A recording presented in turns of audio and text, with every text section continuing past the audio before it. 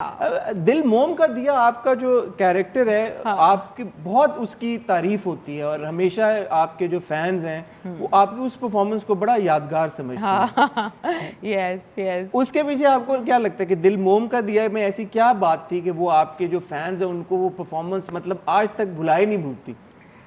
मैं समझती हूँ, मुझे इवन मेरी और यासिर की जब भी बात होती है तो मैं उन्हें हमेशा कहती हूँ, मुझे लगता है कि अफजल की मोहब्बत थी उल्फत से कि जो इतना, क्योंकि कि एक लड़की जो कि अपनी अपनी मनमान, उसकी खूबसूरती पता है क्या थी कि वो कैरेक्टरलेस नहीं थी, वो हसद में नहीं थी, वो जलन में नहीं थी, वो जो भी थी वो अपने लिए थी कि अगर मैंने आज तैयार होना है तो मुझे ये चीज़ चाहिए तो मुझे चाहिए। और वो समहाउ मैं समझती हूँ कि उसकी एक ख्वाहिश थी कि मेरी एक लड़के से शादी होनी चाहिए जो कि खूबसूरत हो।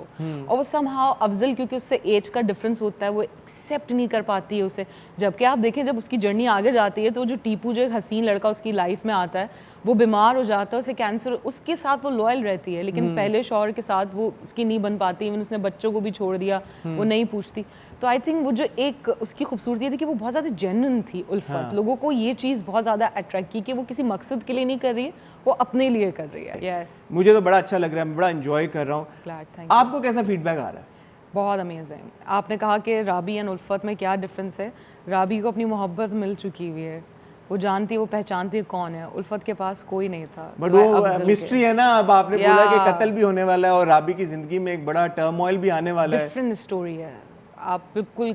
नहीं, मैं कंपेयर नहीं कर रहा, मैं वैसे या राबी के किरदार के बारे में बात कर रहा हूँ कि इसकी ज़िंदगी में अब बहुत एक ऐसा लग रहा है कि तहलका खेज कुछ मरहला आने वाला है, बहुत कुछ होने वाला है। या नीलम, जब इस तरह के कैरेक्टर्स एक एक्टर टेक ऑन करता है जो कि बड़े मतलब हैवी होते हैं, तो आप इस कैरेक्टर का बोझ महसूस करती हैं on yourself? Do you take a toll of these characters? Do you take these home? मुझे अट्रैक्ट ऐसे प्रोजेक्ट करते हैं जो मुझे बहुत मुश्किल और चैलेंजिंग लगते हैं। मुझे लगता है कि ये मुझे बुला रहा है अपने पास, इसे चेक करना है कि ये क्या है। अगर बहुत सीधा सीधा लिखा होता है बहुत, फिर मैं नहीं कर सकती। तो आप मैं बोर हो जाती बाहर कैसे, मतलब जैसे आपने जेल में भी जाके शूट किया इट और टेक्स टाइम। आप उन इमोशंस की बात कर रहे हैं ना, इट टेक्स टाइम, बहुत वक्त लगता है। Do you have a मतलब process? विद टाइम इंसान ठीक होता रहता है। या maybe like you go on a vacation after doing the project, but बस थैंक गॉड कि मेरी फैमिली है, तो मैं जब घर वापस आती हूँ तो सबसे बात हो रही होती है, उनको भी वो इम्पैक्ट मेरे थ्रू उनको नज़र आ रहा होता है कि अच्छा ये कुछ इस तरह का चल रहा है आजकल, यू नो। सो या बट विद टाइम वो ठीक हो जाता है। But we have to be in the character, क्योंकि एवरी मॉर्निंग आपने सेट पे जाना है, वही काम करना है। हम घर से ज़्यादा सेट्स पे वक्त गुजार रहे होते हैं, सो हम उसे तोड़ भी नहीं सकते, छोड़ भी नहीं सकते जब तक हम उस प्रोजेक्ट के ऊपर हैं। ट्रू।